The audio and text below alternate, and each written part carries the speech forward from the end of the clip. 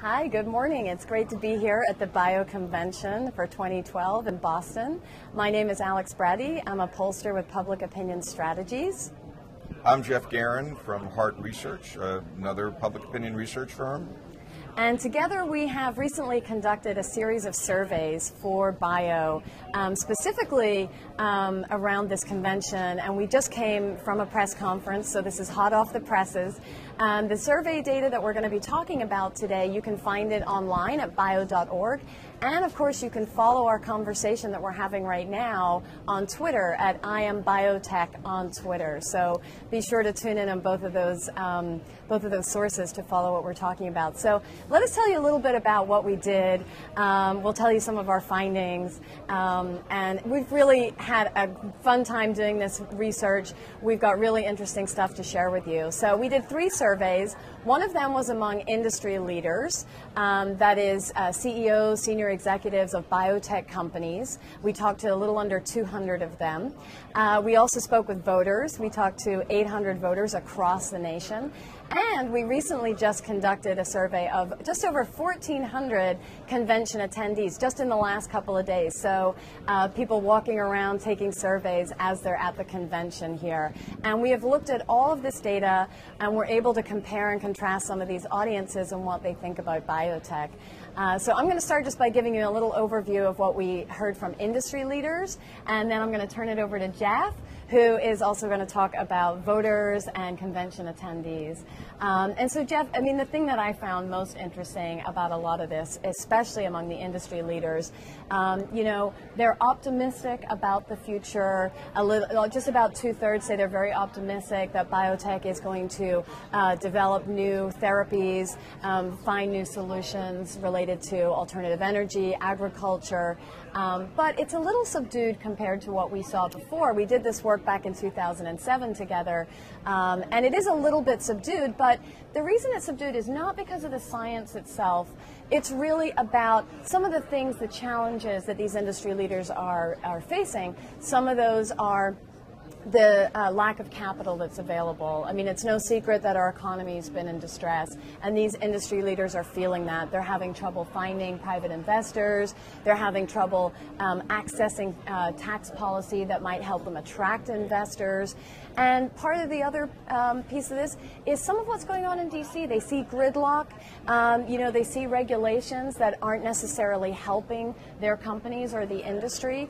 And they're also seeing, you know, that they want to see the federal approval process more efficient, improved, as it were. So there are these things that they're navigating to try to get to the solutions, but they're having hurdles along the way. And when we talk to them about what could the U.S. federal government do to make things better for them, undoubtedly, loud and clear, we heard that they want a more efficient approval process, that they want to see more action around regulation. They are looking for that tax policy that will help them attract private investment. And it's not lost on other companies and other governments around the world that perhaps these companies here in the United States are facing these issues. In fact, when we talk to these industry leaders, amazingly, a little over half of them said that they had been approached by a foreign government or a foreign business development organization to have them move their operations overseas. And of course, what are the carrots that they're dangling out there? It's tax incentives, it's lower taxes, lower corporate tax rate, better access to private capital. So it was really an interesting dynamic that we saw there. So, you know, certainly hurdles ahead for the industry, but none of it was related to the science and technology itself. There seemed to be a real optimism there that in the next 10 to 15 years, we're going to see breakthroughs in medicine, in agriculture, you know, in alternative fuels, in all these other different areas. Well, I thought what's interesting, you know, having heard you talk about the industry leaders' research, is the extent to which the public is supportive of the kinds of things industry leaders say that would be most helpful to advancing discovery in biotechnology. Part of that is this is a sector of the economy that is respected by the public. Not all Americans are familiar with biotechnology. About 2 in 9 say don't know enough to say. But among the people who know about biotech, it's the favorable reactions outweigh the unfavorable ones by a margin of 3-1. There are lots of other parts of the economy in corporate America that would be incredibly envious of those kinds of results these days. That we're not in a moment where all the sectors of the economy are well thought of in the way that biotechnology is. People who are better educated and know more tend to be more favorable, and in fact, the relationship is the more you know, the more you like. That's not always the case with some industries that we look at, right, Geoff? Certainly not true of people who know me either. Both of us. So that, and to level the playing field, when we give all of the respondents a little description of what biotechnology companies do and how they do it, over 80% say they have a favorable reaction. And that's really driven by a sense of the areas in which biotechnology companies work are just incredibly important, both important to people personally, important to the country and the world's well-being. The heart of that is really around the discovery related to cures and health, and people, when you tell people about the work that biotechnology companies are doing in terms of of new tests to make the blood supply safe, they say, "Wow, that's incredibly important." When you tell people about the work that these companies are doing in the development of new therapies, 250 new therapies, people say, "Wow, that means a lot to me." And so it's not just the health part that people think that the work that's happening in terms of alternative energy, in terms of new, more productive, healthier food sources matter a lot. And so that there really is a sense of a personal investment in the work of this sector that comes across in these results. And as a consequence of that, we're seeing a couple of things on the policy front.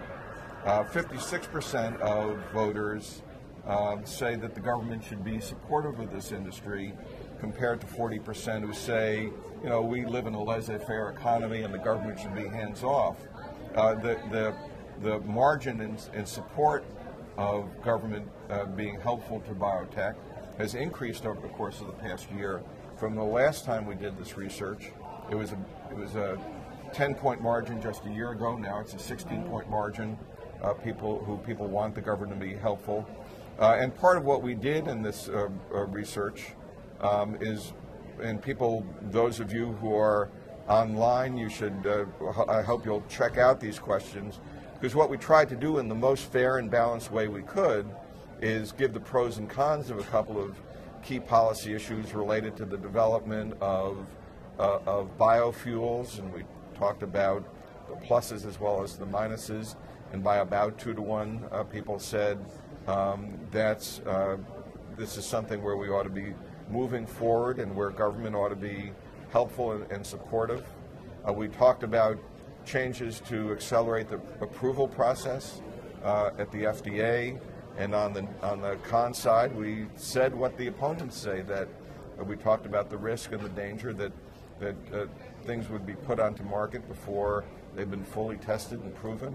And again, by 2-to-1, people support FDA reform to accelerate the approval process. And, you know, Alex, I don't think, mentioned that her firm's work in politics is on the Republican side. My firm's work in politics is on the Democratic side. But on this question of FDA approval and speeding it up, there's no difference among voters. And that's not true of very many issues in America It's remarkable. I mean, I think, you know, especially among voters, the really remarkable results were exactly that, the partisan agreement across the spectrum in terms of the FDA approval process, and also what you just mentioned as well in terms of there being voter support for government involvement in this industry, whether it's direct funding or it's creating these tax policies. I mean, that is really amazing. and even to go up compared to last year, especially in this environment where voters are not feeling so positive about government spending more money or funding industries, and voters are sort of pulling back a little bit from that. So to see that happen around this industry is really quite remarkable and incredibly encouraging for these companies. And pardon me, we're here in the convention hall, and you can see the excitement in it's palpable. In this space. It really is, the energy that's here. Well, that's reflected in the survey we did of the people who are attending the convention. Absolutely. 1,400 people over the course of the past few days participated in a companion survey to the ones we conducted among industry leaders and the general public. And their sense of optimism and excitement about the potential for this industry is really high. As Alex said earlier, sometimes the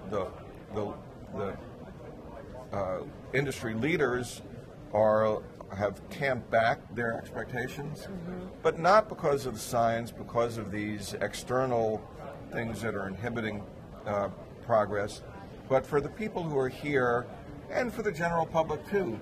They really believe in the potential of the science to do great things in terms of health, in terms of the development of alternative energy fuels, in terms of creating new food sources that will address the problems of hunger and malnutrition all around the world. For the few distinctions in the people who are here, they, more than anybody else, are really excited about the possibilities in terms of alternative energy. The people, the industry leaders have ramped down a little bit on those expectations, but the people here are very excited about what that potential is. And so that really across all three audiences, there really is a sense that that from a scientific and technological perspective, great things can happen. And for the public, they think it's really important. And, just to start to wrap up, what you get a sense out of all of this research, bringing it all together, is that we're kind of at a fork in the road. On the one hand, we hear about all of this excitement that people feel about the potential. We get a sense of the great importance. Americans, this is the voter research was in the U.S. only, Americans attach to the work that's going on in biotechnology companies. But on the other hand, you hear from the industry leaders some of the challenges they're facing that can hold back and inhibit the great potential that exists. And that includes gridlock in Washington. Everybody is concerned about gridlock in Washington, and so are the people in this industry in terms of passing FDA reform legislation, for example. It's very important that in terms of achieving the potential, what we're hearing loud and clear from the industry leaders, that getting those reforms passed are very important. Having incentive reforms. And look, I think there's a great pride in America about the work that American biotech companies, this is clearly a global field, a global industry, but the American companies that are represented in biotech are also saying very clearly that, we are wanted elsewhere. Right. And that in order to be an economic engine here, we're going to need more support in terms of meeting these financial and regulatory issues. There's a pretty clear message for policymakers, here in the United States from this industry, from the industry and from voters. The industry is saying this is where we need to help. We're on the cusp of doing these things. As you said, it's like a fork in the road. And voters support it too. So, you have both of these audiences coming together and saying, hey, this is important, it's exciting, and we are on the cusp of getting there. So let's get it done. Right. Good.